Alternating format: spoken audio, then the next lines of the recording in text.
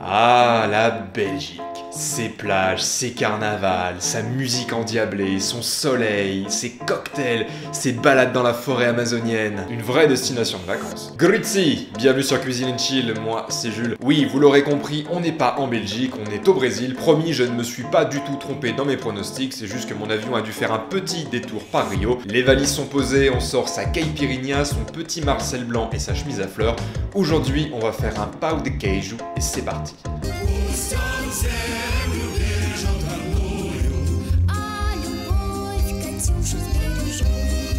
La cuisine brésilienne emprunte beaucoup à sa période coloniale avec des influences européennes, surtout portugaises, africaines, mais également indigènes. C'est d'ailleurs un bel exemple de mélange puisque les esclaves africains vont adapter leurs propres recettes aux ingrédients qu'ils trouveront une fois arrivés au Brésil. C'est ce qui explique que certains plats qu'on retrouve par exemple au Brésil et au Portugal vont finir par différer assez largement au fil des siècles. Par exemple, la feijoada, le cassoulet portugais et brésilien à base de haricots noirs et de viande cuite, dans sa version brésilienne utilise beaucoup d'ingrédients qu'on retrouve au Brésil comme le manioc et est beaucoup plus sucré-salé avec par exemple de l'orange, alors que la version portugaise est beaucoup plus traditionnelle si on peut dire. Tiens, le manioc, parlons-en. C'est une plante très largement cultivée en Amérique du Sud, qu'on consomme pour ses feuilles mais surtout pour ses racines, dont on peut faire des purées, des frites, mais surtout de la farine et de la fécule. Et justement le plat qu'on va faire aujourd'hui, pão de queijo, qui veut tout simplement dire pain au fromage, est fait à partir de fécule de manioc. Et là j'en profite pour faire un petit point Wikipédia/Carrefour. Le manioc on l'appelle aussi tapioca, donc si vous faites les courses chez vous, cherchez de la fécule de tapioca, c'est comme ça qu'on appelle ça ici. Mais c'est exactement le même produit, même si au Brésil ça porte un nom différent. Le pão de queijo c'est super fondant et c'est une bouchée parfaite pour l'apéro. Ça ressemble un petit peu aux gougères au fromage qu'on connaît en France, à la différence près que ce n'est pas de la pâte à choux. On va en faire aujourd'hui une douzaine, mais j'ai assez parlé, donc en cuisine. On commence par faire bouillir 60 g d'eau, 60 g de lait et 60 g d'huile avec une cuillère à café de sel. Une fois à ébullition, on verse le mélange dans un saladier dans lequel on a ajouté 250 g de fécule de tapioca. On mélange quelques instants. La fécule est un peu dure à manipuler, donc allez-y franchement pour que la fécule et le liquide soient bien incorporés ensemble. On ajoute un œuf et on mélange pour bien lier la pâte. Maintenant, c'est l'étape du fromage. Le pão de queijo se fait en général avec deux types de fromage. Ici, je prends 75 g de parmesan râpé et 75 g de gruyère râpé. Normalement, on ajoute un fromage brésilien similaire, mais le gruyère râpé fera le même effet. Quand la pâte est bien mélangée, on prélève une petite noix et on la roule entre ses mains avant de la poser sur une plaque recouverte de papier cuisson.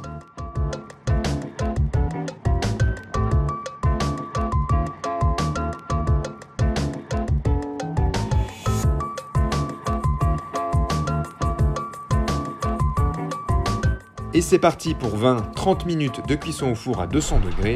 Les pains doivent légèrement blondir, mais pas dorer.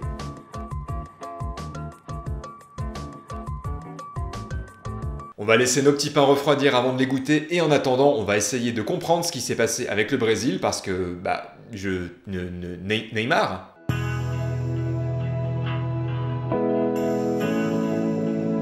Faut-il encore présenter l'équipe du Brésil? C'est clairement la meilleure nation de football de tous les temps. Elle a remporté au moins une édition de chaque compétition continentale et internationale à laquelle elle a participé. 5 Coupes du Monde, performance jamais égalée à ce jour, 8 Copa América, 4 Coupes des Confédérations et une médaille d'or au JO de Rio en 2016.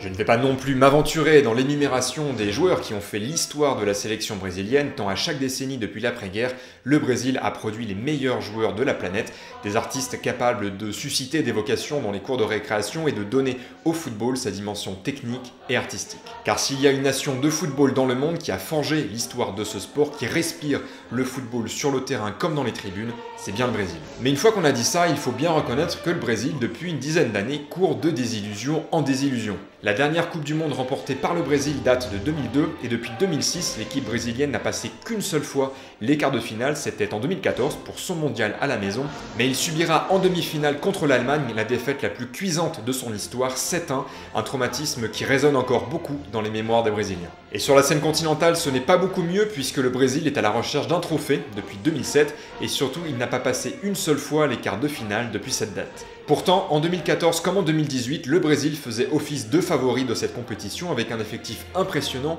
et qui surtout dégageait une impression de maîtrise. Mais la Coupe du Monde est une compétition exigeante qui livre parfois une vérité différente des attentes et les Belges ont parfaitement joué le coup en quart de finale, même s'ils ont eu un petit peu de chance et même s'ils ont souffert. Et malheureusement pour les Brésiliens, on retiendra de cette Coupe du Monde une nouvelle occasion manquée et les plaintes d'un Neymar souvent impuissant, dépassé par le traitement rugueux et physique que lui ont infligé les défenseurs adverses, encore une fois.